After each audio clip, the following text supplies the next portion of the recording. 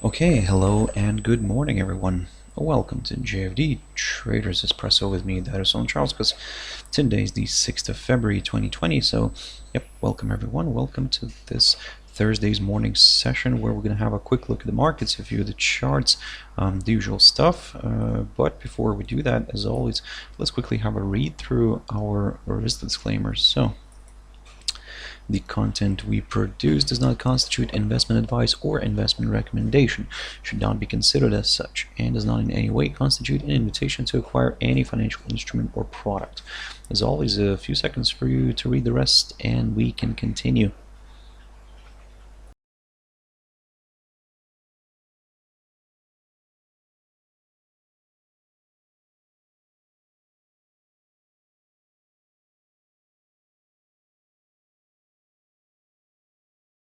Okay, also I hope you can hear me well and nice and clear.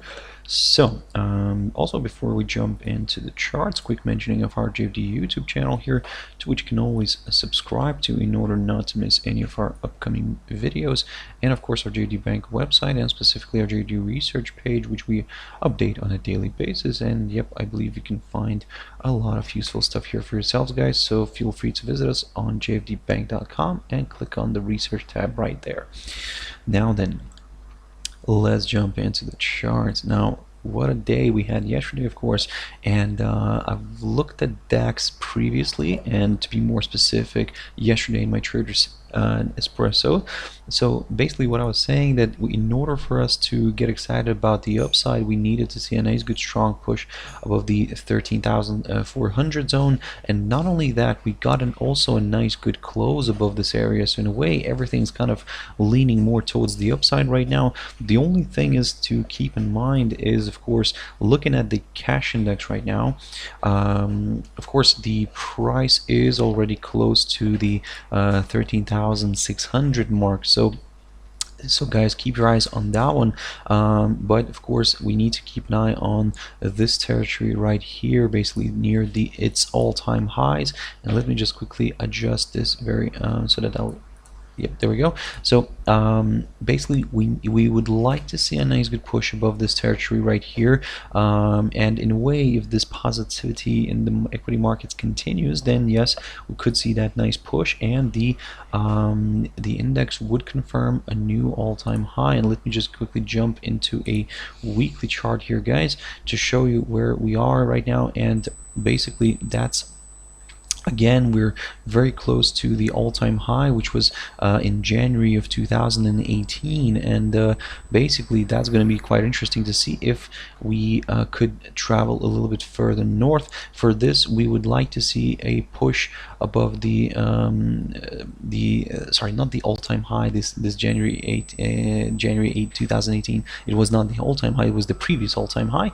The current all-time high is near the 13,640, which was reached in this January this year. So that's why, guys, for now the big question here is, can this push above that 13,640 zone? If it can, well, I mean, it still has some room here for the upside if we look at the Bollinger Bands, because the upper bound here is around the 13,000 maybe 900 mark. So again, I'm not saying that this could travel towards that area, but something for us to consider, of course, if we get a push above the 13,640 zone. So as I said, currently looking at the cash index, the price is balancing just slightly below the 13,600 zone. So yep, if the positivity continues, then we may see a further move higher, and like I said, a break above the 13,640 would confirm a forthcoming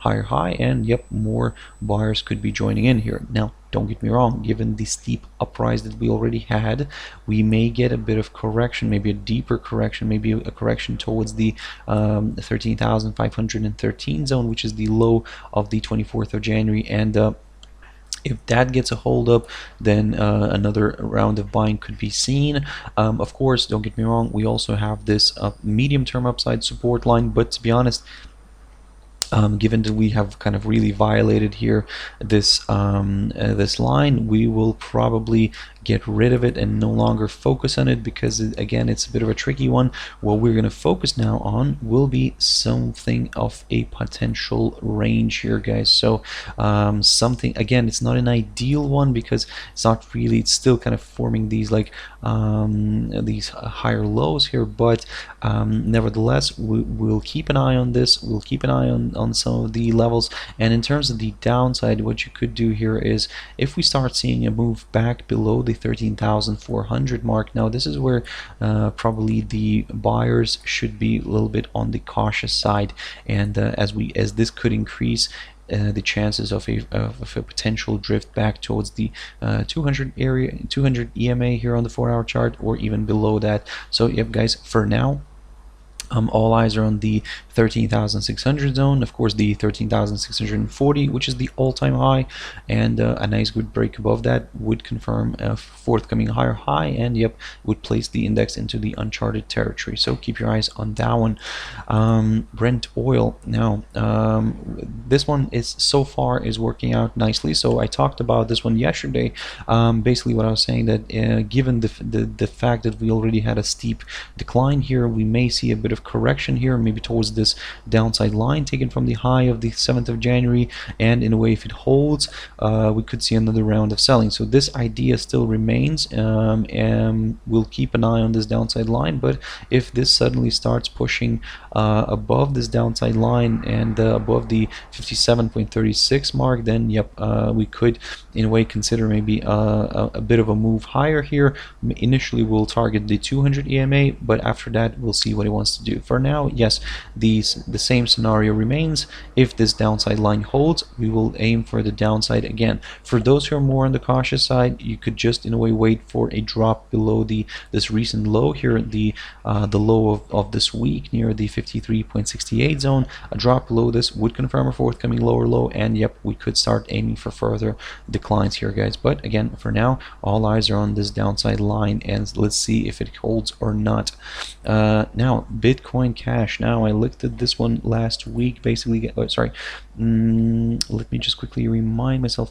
I think, and no, it was on the 3rd of February. There we go. It was quite recently, and basically what I was saying, that we needed to see a nice good pop out of this triangle pattern, out of this squeeze, and this is exactly what we got here. So pretty much worked out perfectly. We not only got a break above this barrier here near the 393 zone, but also we got a pop above the 404 territory, and yep, this confirmed a forthcoming higher high, and we saw a nice test of the not only the 428.5 zone here, which initially was mentioning to target, and by the way, that was the high of the 8th of July, if I'm not mistaken. Let me just quickly jump into a daily chart. That will be much easier. So that's basically, yes, that was the 9th of July, the 428.5 zone. So we managed to overcome that, and the pair, the crypto, managed to also test, or should I say, find resistance near. Let me just grab this one very quickly, guys. Managed to find resistance near this area right here, and that's roughly around the 448 territory. You can see we had a perfect hit of that area, and then the crypto retraced a little bit lower. That said, in a way, as long as it remains above this steep upside line, we will just continue targeting the upside. So any throwback could be just seen as a temporary correction before another leg of buying here, guys. So that's why for now, that's the kind of, we are more bullish than bearish on this one.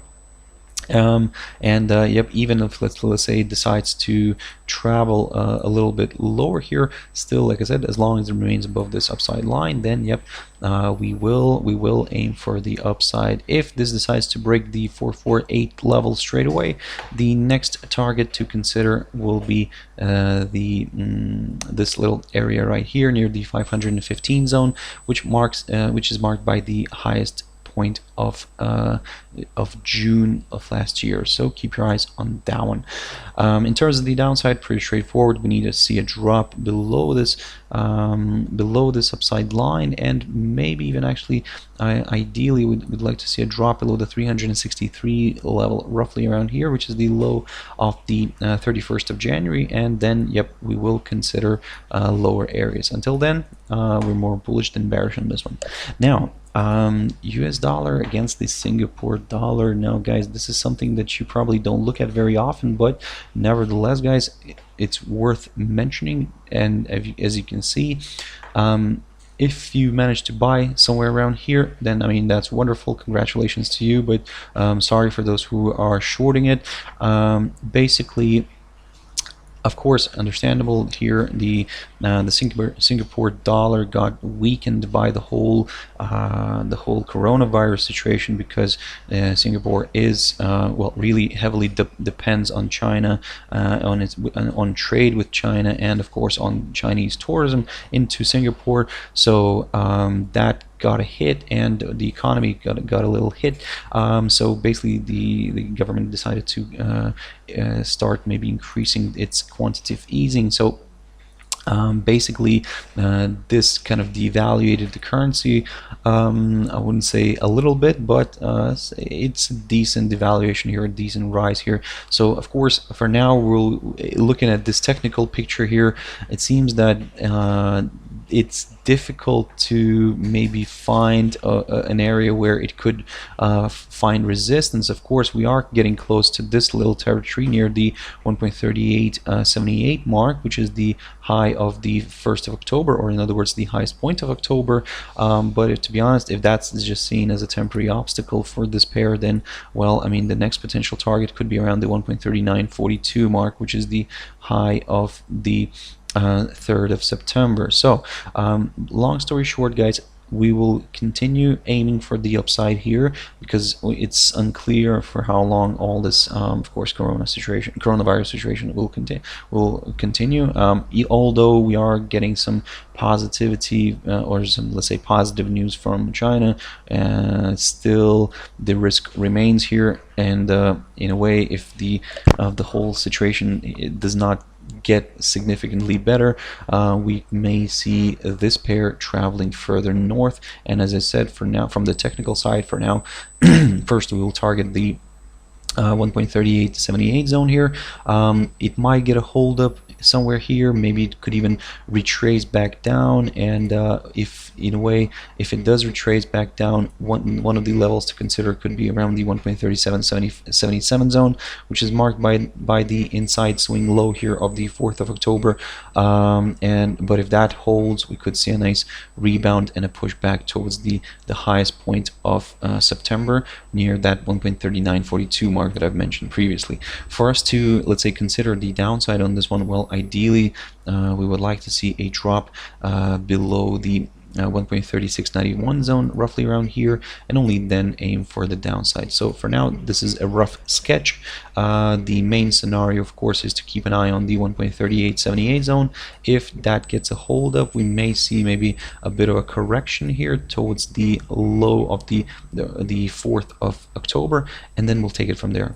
If, of course, it decides to continue traveling above this high, the October high, then, well, straight away we will aim for the highest point of September. So keep your eyes on that one. USDJPY. Now, looking at this one, and yesterday I talked about USDJPY, but I'm not gonna spend too much time on this one. What I'm gonna mention here is the fact that, yes, we had a fantastic push above the 109.65 zone. The pair drifted even further north. It pushed all the way here towards the, and let me just double check that very quickly.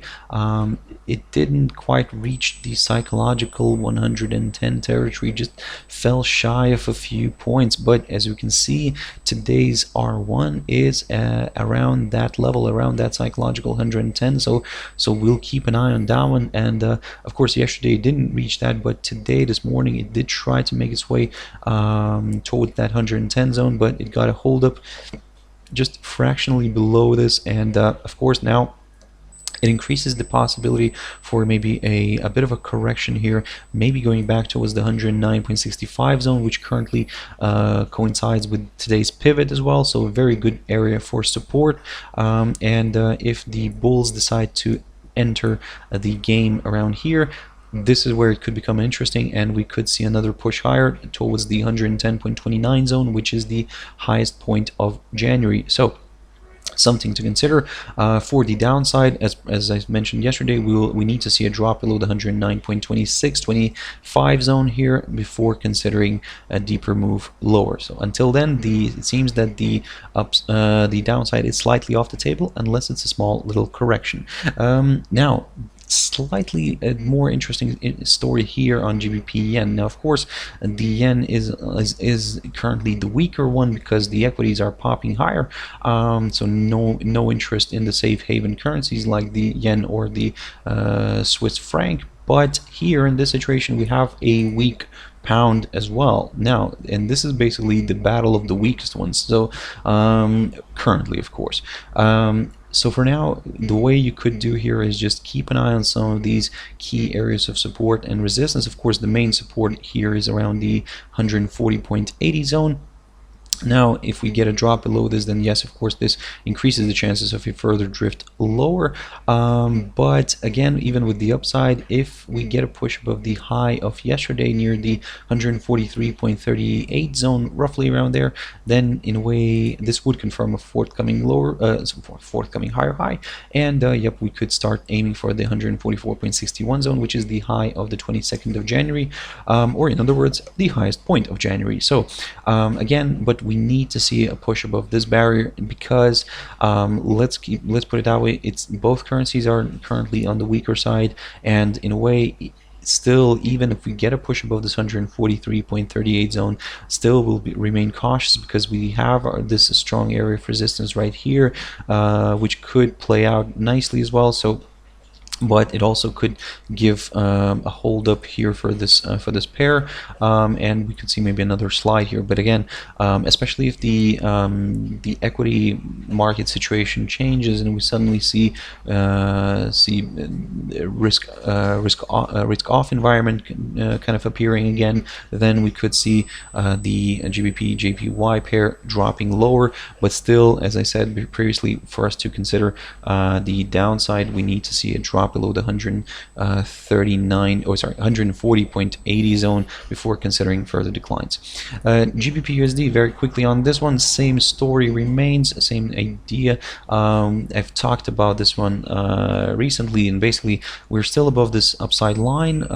Yes, it's on the lower side. The dollar strengthened a little bit, of course. But if the dollar continues to strengthen today, by the way, we did get some good data from yesterday from the US. So we had an improvement in services PMI and final services PMI figure. Then of course the ISM non-manufacturing PMI figure came out slightly better. So all this kind of also added into the whole positivity. And if this rolls over into today's trading day, then well, GBPUSD might drop lower here, but again, we need to see a drop below the 1.2950 territory first before we could consider deeper extensions to the downside. So keep your eyes on this one. EURUSD. Now finally on this one, perfect move. This is what I talked about yesterday.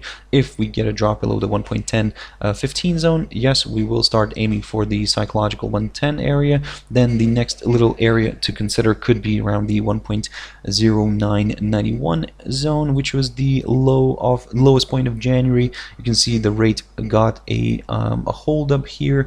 We may get maybe a bit of a correction here, maybe back towards the 1.1015 zones, or maybe just a little bit lower towards the pivot here, today's pivot.